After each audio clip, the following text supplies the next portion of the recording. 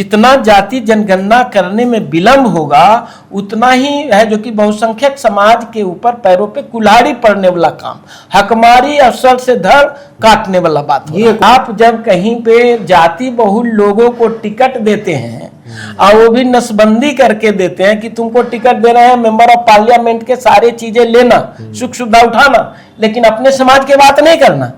उनको डर रहता कि मेरी टिकट न चली जाए, इसलिए वो नहीं आवाज लगाते हैं। इसलिए हम लोग हल्ला कर रहे हैं और ये सड़कों पे उतरने की जरूरत है। भारतीय जनता पार्टी के बहुत सारे लोगों के साथ मैंने देखा है कि गांव में नहीं घुसने दिया, विधानसभा में नहीं घुसने दिया और जीत के आगे। ये कौन सी करिश्मा भाई, जादू टोना टोटका है क्या? लोकप्रियता है तो नीतीश जी का क्यों साथ ले रहे हैं? लोकप्रियता है तो अनुप्रिया जी का साथ क्यों ले रहे हैं? लोकप्रियता है तो उनके पार्टी को क्यों तोड़ रहे हैं भाई?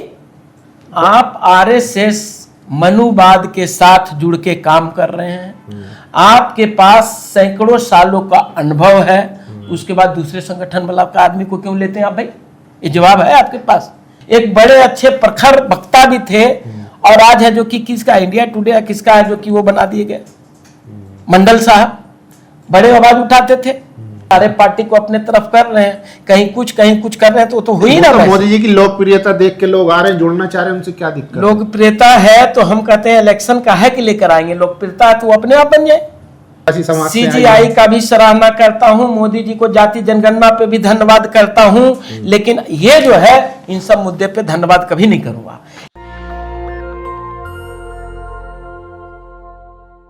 हमारे साथ मौजूद है अनिल पटेल जी, जो पिछले 2019 से लगातार जाति जनगणना हो, बैलेट पेपर हो, इनको लेकर लगातार प्रोग्राम करते आ रहे हैं, चाहे रामलीला मैदान हो, दिल्ली का कॉन्स्टिट्यूशन क्लब हो या इसके अलावा भी और कई जगहों पर प्रोग्राम कर रहे हैं। इस बार 23 जुलाई को भी एक बड़ा प्रोग्राम होने वाला है जिसमें देश भर के बहुजन भागीदारी करेंगे और इस प्रोग्राम में असल क्या मुद्दे होंगे इन्हीं से जानते हैं। सर, सबसे पहले बताइए, जो 23 जुलाई को प्रोग्राम होने वाला है, क्या उसमें मुद्दे हैं और क्यों ज़रूरत पड़ रही है प्रोग्राम कराने की? फैसल जी, सबसे पहले नेशनल दस्तक के पूरे टीम को प्रणाम नमस्कार करता हूं, जय भीम करता हूं, और जो हमारे इनके संपादक हैं शंभू जी, उनको मैं करता हूं नमस्कार प्रणाम, और हमारे कैमरामैन हैं, और साथ ही मैं नेशनल दस्तक जो आपको निरंतर सपोर्ट करते रहते हैं दर्शकगण को मैं अभिनंदन नंदन विनय करता हूं, जय भीम सलाम करता हूं। देखिए, आपने बताया बहुत अच्छा, और आप गवाह भी हैं, आपके कैमरामैन भी गवाह हैं, शंभू जी भी गवाह हैं कि कार्यक्रम निरंतर करते आ रहे हैं, कॉन्स्टिट्यूशन क्लब हो या रामलीला मैदान हो। हम लोग का लिमिटेड ही मुद्दा है, बहुत ज़्यादा नहीं है। जैसे इस बार हमने 23 जुलाई 2025 को,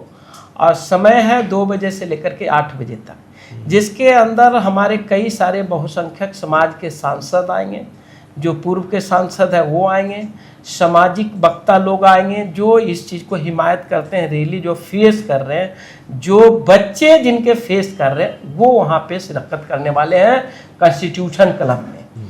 सवाल है कि हम लोग इतना लंबे करने के बावजूद अभी सरकार कई चीज़ें मानी भी है और कई सारे मांगे पेंडिंग में है। बहुत अच्छा आपने बात किया, और मैं दिखाना चाहूँगा आपने मोबाइल के थ्रू कि मेरे पास आया है, ये हमारा बैनर है और इसमें मुद्दे हैं, इसको थोड़ा फोकस करिएगा।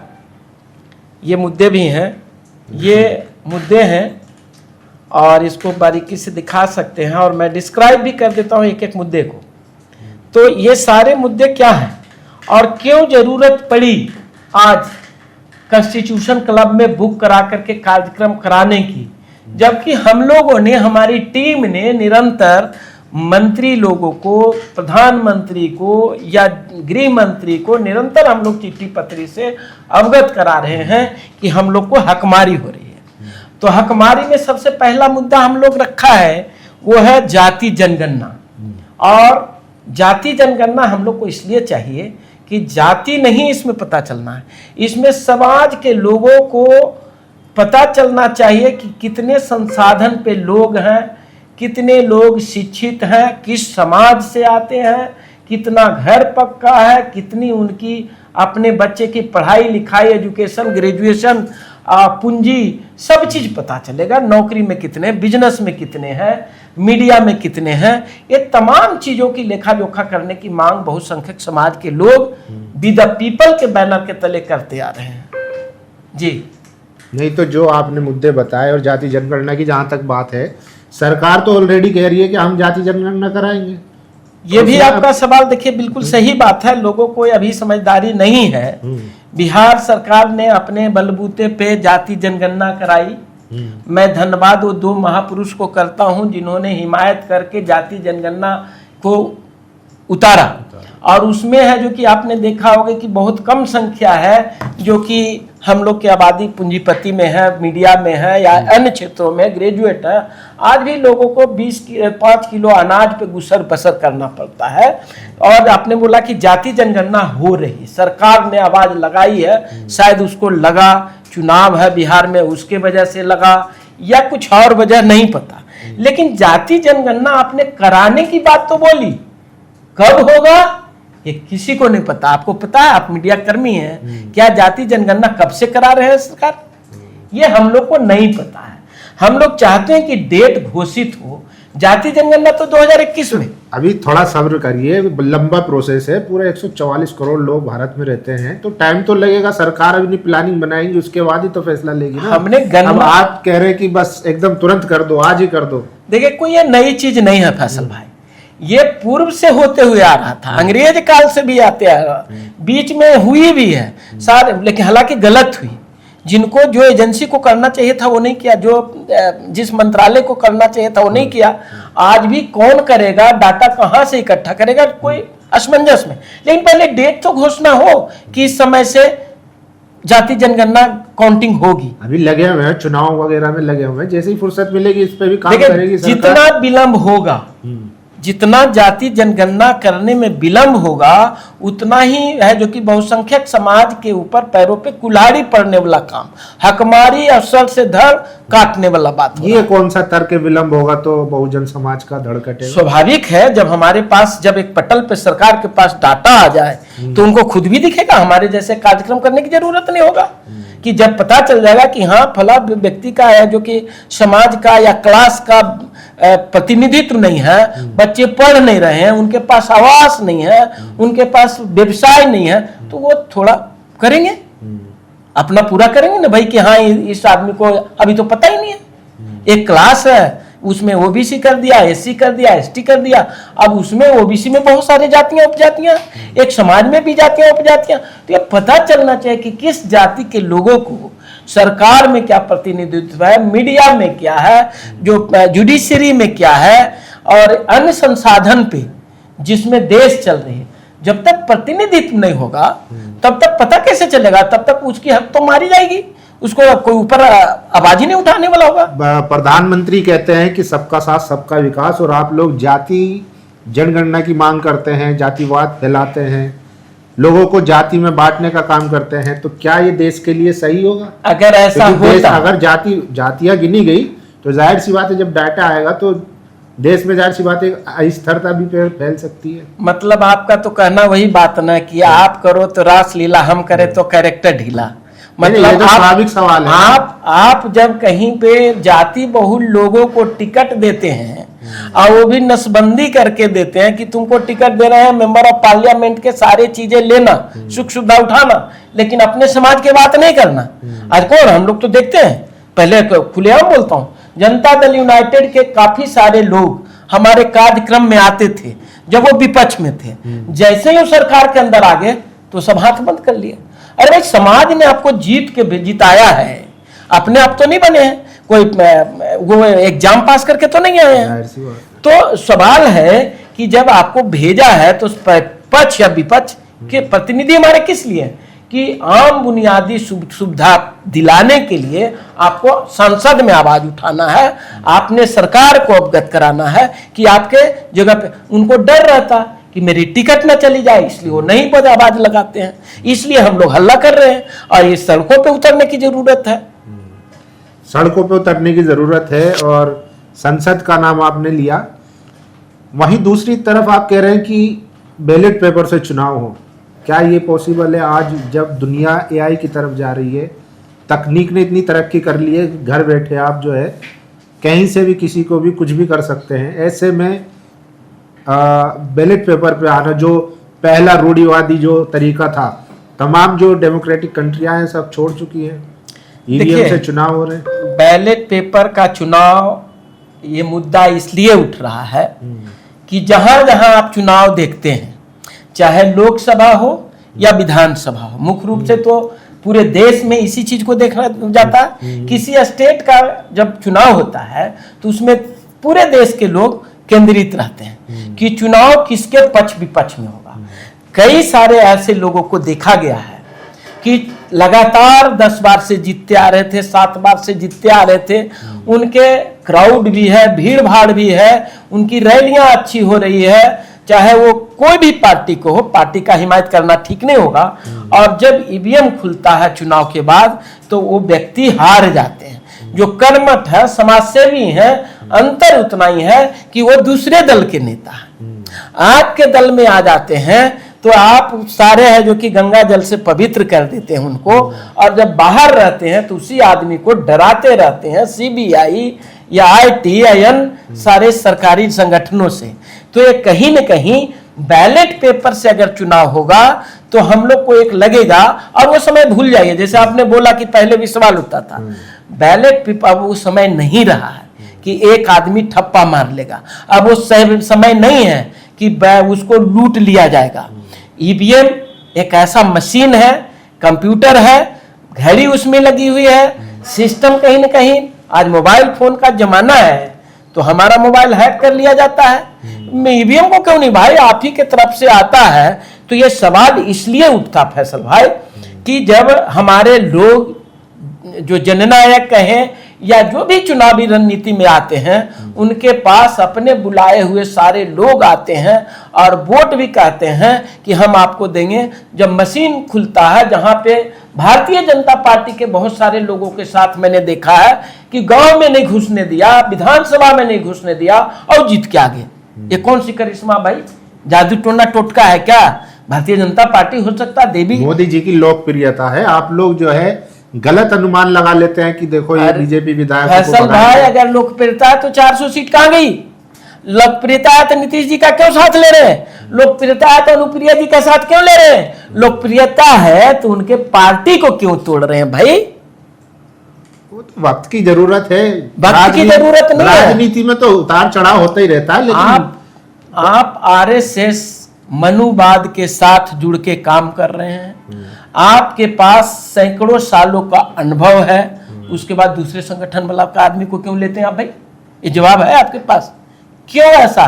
कहीं न कहीं लोगों को आवाज न उठाए, जो आवाज उठाए वो बीजेपी में शामिल हो गया। एक बड़े अच्छे प्रखर वक्ता भी थे और आज है जो कि किसका, इंडिया टुडे किसका है जो कि वो बना दिए गए, मंडल साहब बड़े आवाज उठाते थे। जो आवाज उठाया, बहन मायावती जी को आवाज दब गया। कहीं तो कहीं कुछ खेला कर रहे हैं, कहीं तो कहीं विक्टिमाइज हो रहे हैं लोग। हो सकता कि कल मेरे पास भी ऐसा चीजें हो जाए, कोई पता नहीं। दूसरी मैं बात जी, इसमें सरकार का दोष कहाँ है? लोग खुद मैनेज हो रहे हैं, खुद अपनी मर्जी से जा रहे हैं, तो उसमें भाई मजबूरी एक चीज है। आपने स्टूडियो में आया और हमको आज है जो कि भगा देंगे तो कल आपको बुलाने पे भी आएंगे क्या? आपने बुलाया तो मैं आया हूँ, और कल आज हमको यहाँ बेइज्जती कर देंगे या धमका देंगे कि आपको यही बोलना है, तो मजबूरी होगा, आज मैं बोल लूंगा, कल भाग जाऊंगा कहीं। या तो मैं राजनीति करते हैं, वो ट्रैक्टर चलाने थोड़े जाएंगे। जो राजनेता एक बार बन गए, 5 बार MP बन गए, वो ट्रैक्टर चलाने जाएंगे क्या?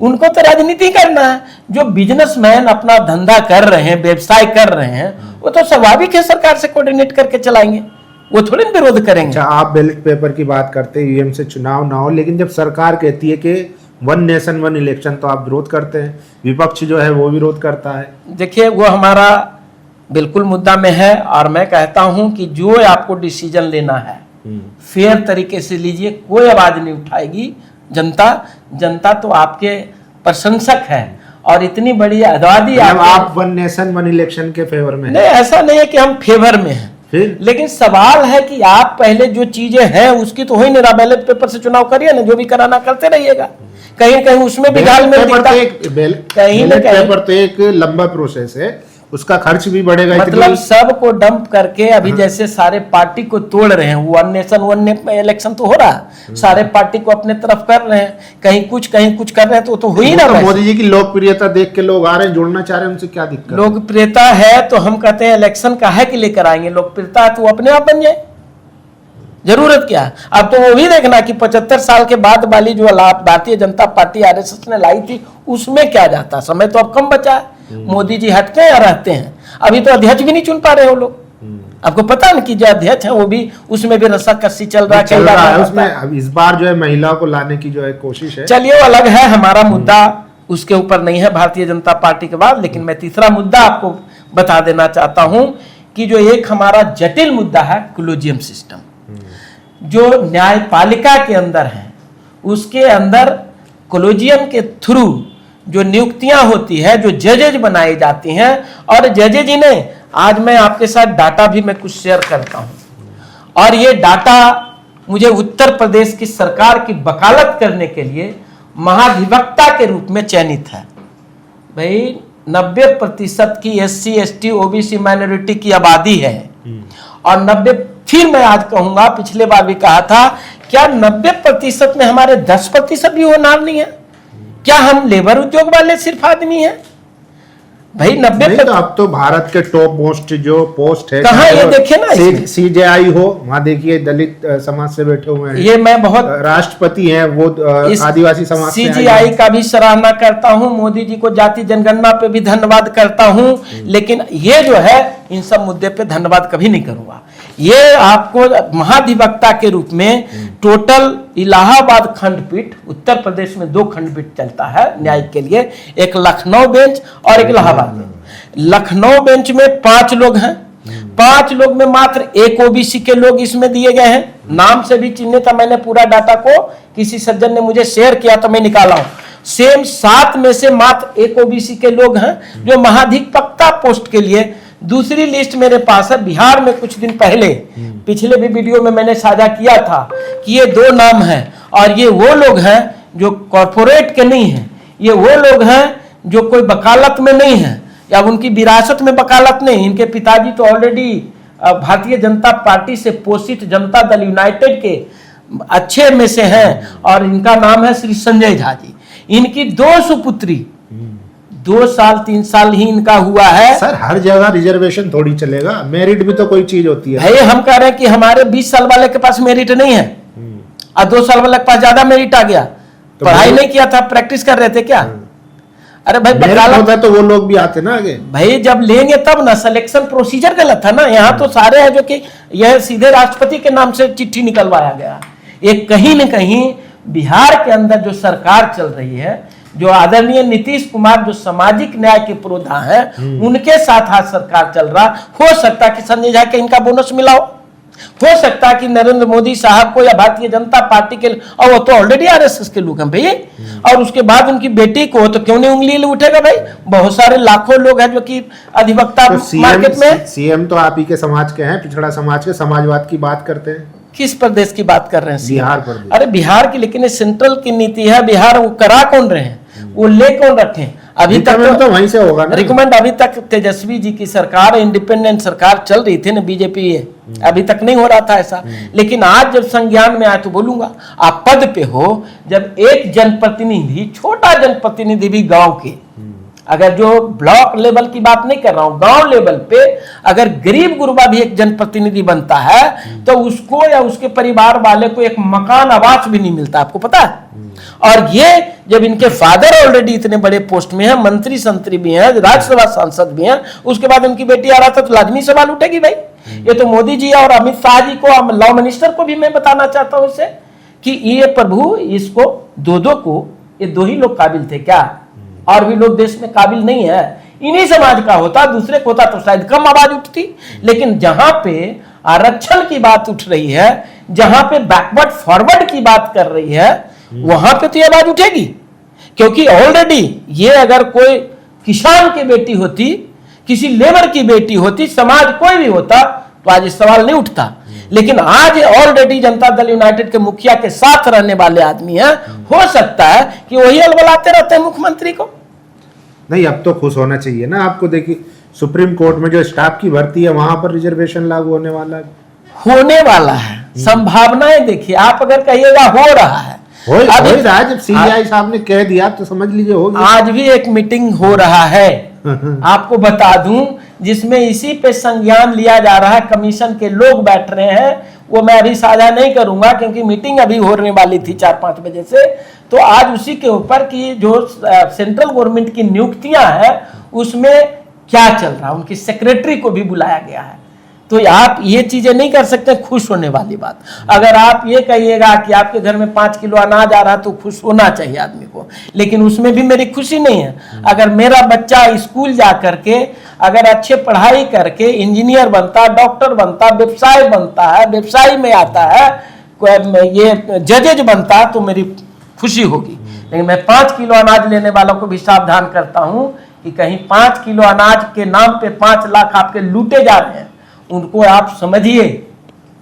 लेकिन देश आज जब विश्व गुरु बनने की कगार पर है, भारत के लोग जो हैं चांद पर चले जा रहे हैं, ऐसे में आप लोग वही मुद्दे फिर से रिजर्वेशन, कॉलेजियम सिस्टम और जाति जनगणना लेकर, ऐसा नहीं लगता कि जो मोदी जी का जो अथक प्रयास है 2047 में विश्व गुरु बनाने का, कहीं उसमें बाधा नहीं डाल रहे आप लोग? भाई स्वाभाविक सी बात है, अगर कोई एग्जामिनेशन प्रोसेस से आता है तो हमारी कोई शिकवा शिकायत नहीं है, लेकिन एग्जाम में इंटरव्यू से होगा तो शिकायत होगी। आप डायरेक्ट भर्तियां कर लेंगे तो शिकायत होगी कि हमारे भी लोग आने चाहिए। आप एजुकेटिव पोस्ट में देते हैं तो आप न्यायपालिका में क्यों नहीं देते, आप मीडिया में क्यों नहीं देते, व्यवसायी में संरक्षण क्यों नहीं देते? योजनाएं तो बहुत हैं, सिस्टम बना करके लोगों तक पहुंचिएगा तब ना। अब तो आप ड्रिल करना चाहते हैं, आप तो मत देने का भी आप अधिकार को छीन रहे हैं। आप ये देखिए ना, बिहार में जो अभी चल रही है, मत देने का भी कितना आदमी वंचित रह जाएगा। विपक्ष की तरफ से अफवाह फैलाई जा रही है, जो फर्जी वोटर हैं या जो एक्स्ट्रा बने हुए वोटर हैं उनको खत्म किया जा रहा है, वो तो अच्छा ही है ना। आपका सिस्टम क्या कर रहा है? अगर एक्स्ट्रा वोट बना हुआ है तो आपका सिस्टम क्या कर रहा है, ये बता दीजिए आप हमको। अगर एक फर्जी वोट बना हुआ है तो आपके यहाँ तो सब चीज फर्जी है। इसका मतलब प्लेन जो क्रैश हुआ वो भी कराया गया होगा, जो बम ब्लास्ट होता है, जो हमला होता है पुलवामा हो या अन्य जगह, इसका मतलब प्लान है। आप यही कहना चाहते हैं ना? तो वहां पे आपका सिस्टम काम करता है। एक आदमी अगर रेड लाइट क्रॉस कर देता तो वहां पे 4 पुलिस वाला एक बम रख करके चल जाता, उसको नहीं पता चलता। आपको बम प्लेन खत्म हो जाता, मर जाते हैं सैकड़ों आदमी, उसको नहीं पता चलता आपको। कैसी बात कर रहे हैं आप फैसल भाई? नहीं, बात तो जेन्युइन है। देखिए, सरकार जब चुनाव आयोग कह रहा है तो कुछ तो उसमें बात होगी ना। चुनाव आयोग विदेशी जो है आधार कार्ड बन रहे हैं बिहार में, तो कोई तो जेन्युइन रीजन। तो विदेशी बन रहे हैं तो कहीं न कहीं आप ही का सिस्टम का फेल्यूर है ना। विदेशी कोई आम पब्लिक तो नहीं बना रहा है आधार कार्ड। आपने एक एजेंसी हायर किया है, उस एजेंसी को खत्म करिए। कोई एजेंसी है ना जी। सरकार अगर चाहे तो तमाम चीजों को कर सकता है। मैं तो पीछे बार पे बोला था, आपके 5 किलो अनाज लेने वाले भी गाड़ी से जाते हैं। दिल्ली में क्या अनाज की जरूरत है? जो दिल्ली में बाहरी लोग रहते हैं, कहीं के भी हो सकता है इस वीडियो से मेरे ऊपर है जो कि छींटाकशी करेंगे, लेकिन जो आदमी 10-20-50 हजार रुपया कमाता है, जिसके बैंक में अकाउंट में पैसे, उसको देखें भाई, सिस्टम अंगूठा फिंगर लगाता है। चलिए, तो देखिए, आपने सुना अनिल पटेल जी के विचार। और 23 तारीख को दिल्ली में एक बड़ा प्रोग्राम होने वाला है जिसमें तमाम सांसद, पूर्व सांसद पहुंचेंगे और जहां पर बैलेट पेपर से चुनाव कराने की मांग लेकर जाति जनगणना और कॉलेजियम सिस्टम पर अपनी बात रखेंगे। आप लोगों को क्या लगता है, क्या जिस तरीके से वी द पीपल पूरा पिछले 2019 से जो प्रोग्राम करा रहा है वो कहाँ तक सार्थक हुए हैं? और आज जब सरकार कह रही है कि हम जाति जनगणना कराएंगे, तो असल में वो कब कराएंगे और क्या मंशा है? क्या सिर्फ जो है ओबीसी समाज, जो बहुजन समाज लगातार मांग कर रहा है जाति जनगणना कराने की, उनको सिर्फ एक लॉलीपॉप दिया गया है क्योंकि तारीख अभी तक तय नहीं हुई है? अपनी राय जरूर दीजिए। शुक्रिया। आप इसको भी एक बार देख लीजिएगा। 29 का भी कार्यक्रम है। सभी बहुसंख्यक समाज से निवेदन करूंगा कि 23 तारीख और 29 तारीख दोनों समय अलग अलग है। मतलब कि 29 को 29 जुलाई को है और एक 23 जुलाई जो दोनों एक ही हॉल में रखा गया है। और ये हमारा एक सेमिनार है जो कि अलग अलग मुद्दे, 2-3 मुद्दे हैं। उसको हम लोग फेयर जस्टिस रिजर्वेशन पॉलिसी पे है, और दूसरा हमारा रिजर्वेशन पब्लिक प्रिक्योरमेंट फॉर बहुसंख्यक समाज SC ST SC BC minority के लिए। तो ये दोनों कार्यक्रम में आप लोग से हाथ जोड़ के निवेदन है कि आप लोग सब आए और कार्यक्रम में जानकारी लें, और जो भी कुछ आपके पास भी किसी तरह की समस्या है, मेरी आवाज़ आप तक जा रही है तो मुझे साझा कर सकते हैं। बहुत बहुत धन्यवाद पुनः करता हूँ आपके दर्शक और आप सबको। नेशनल दस्तक की आपसे गुजारिश है कि अगर इसको बचाना चाहते हैं तो नेशनल दस्तक को सब्सक्राइब करने के लिए रेड कलर के सब्सक्राइब बटन को दबाएं, फिर बेल आइकन की घंटी दबाएं। नेशनल दस्तक को बचाने के लिए बहुत ज़रूरी है कि हर खबर को शेयर करें, लाइक करें, कमेंट जरूर करें।